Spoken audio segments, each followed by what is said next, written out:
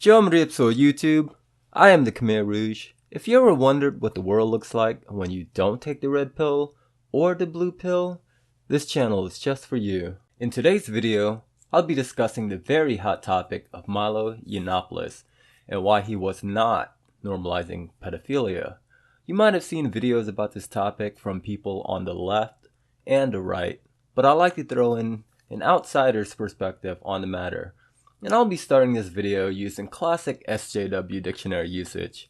Now, before you click off this video thinking that this is going to be all anti-SJW or anti-Milo, hear me out. According to the Merriam-Webster dictionary, pedophilia is defined as sexual perversion in which children are the preferred sexual object.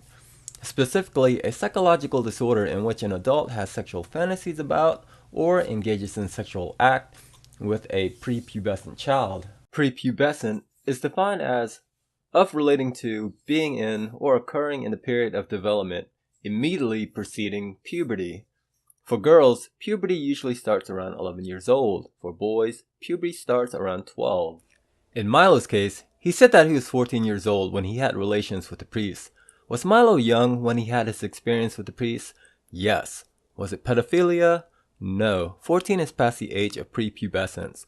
In this case, the issue is not pedophilia, the issue is age of consent. So then why are people saying that Milo is normalizing the behavior of a pedophile? Because pedophile and pedophilia sounds worse than age of consent. When you look at the global age of consent, you can see that the age range varies from 12 years old to 19 years old. Globally, his experience is considered normal, on average. However, the legal age of consent in England is 16, barring any age exemption. I don't claim to know the full legal rights of England, but I do know in some states here in the US, there are age exemptions, meaning a minor can have a consensual sex with an adult as long as the adult is younger than a pre-approved age, or if the two individuals fall within a reasonable age gap. Someone in the comments will have to fill me in if there are any age exemptions in the UK. Now that pedophilia is ruled out of the discussion, let's move on to discussing age of consent and why it varies globally. To understand age of consent, we have to understand human history. Even in early US history, the age of consent is around 10 years old, 7 years old in some states. Yikes, I know. That sounds really bad by our standards today. But people had shorter life expectancy back then, which meant that we needed to have children at an earlier age. As our life expectancy increased, so has age of consent. Currently, our age of consent varies between 16 years old and 18 years old. This number is dependent on the population size and life expectancy of the state. When you look at the global age of consent, it also correlates to the life expectancy and population of the region. For example, the 2017 estimated life expectancy in the US is 79 years old. In my native country, Cambodia, our life expectancy is 65 years old. That's a difference of 14 years. So is it morally wrong for Cambodia to have an age of consent around 14 years old, while the US is around 17 years old? Can we honestly say that it's morally wrong that age of consent starts at 12 years old in some region? I guess the answer to that question really depends on how early are people dying in these regions. That being said, the question now boils down to how uncomfortable are you at discussing an act of biology?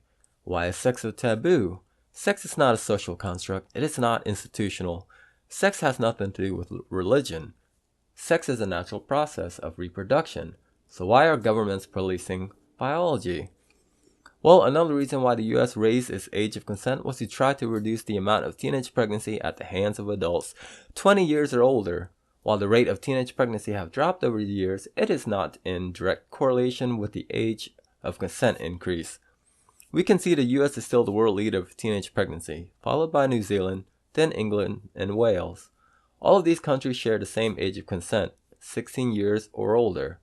The drop in teenage pregnancy, however, can be attributed to increased use of contraception and awareness.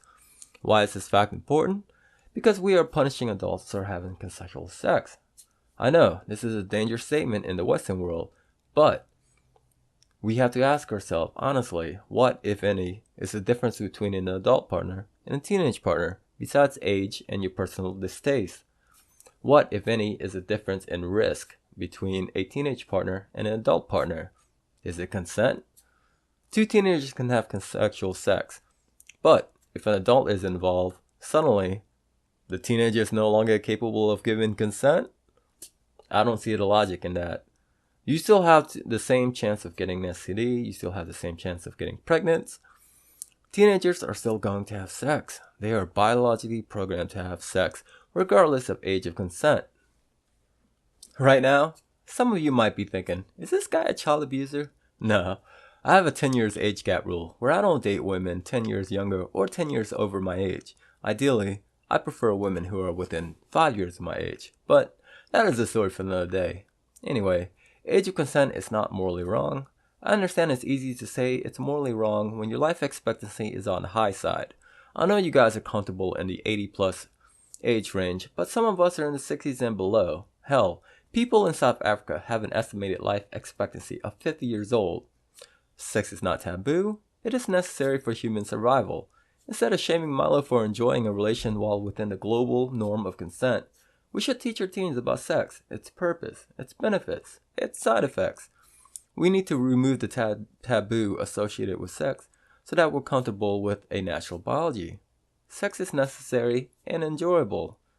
The only reason people feel guilty about having sex is because they were told it should only be an act between two lifelong partners. The only act for lifelong partners is parenting. It's in our biology to have two parents care for their young. I know, it sounds weird having to ask people to be comfortable with something natural, but that's the state that we live in. Anyway, I'm the Khmer Rouge. If you like this video, give me a big thumbs up. If you agree or disagree with this video, or if you have a topic for another discussion, leave it in the comment below. Anyways, thanks for watching. Sucks bye.